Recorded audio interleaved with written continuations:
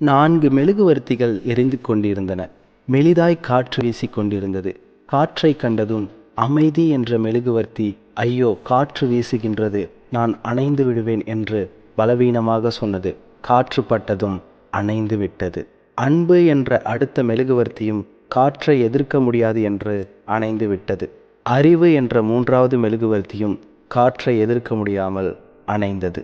4வது மெழுகுவர்த்தி மட்டும் காற்று வீசிய சில நொடிகள் போராடி ஜெயித்து விட்டது.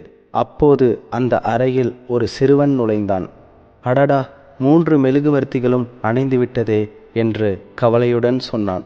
அதற்கு எரிந்து கொண்டிருந்த 4வது மெழுகுவர்த்தி சொன்னது, வருத்தப்படாதே, நான் இருக்கிறேன், என்னை வைத்து மற்ற 3ஐயும் பற்ற வைத்துக்கொள் என்றது. சிறுவன் உடனே 4வது மெழுகுவர்த்தியை பார்த்து, உன் பெயர் என்ன என்று கேட்டான். நம்பிக்கை என்றது அந்த மெழுகுவர்த்தி. நாம் எப்போதும் வாழ்வில் நம்பிக்கையை மட்டும் இழக்கக்கூடாது. Stay positive, stay blessed.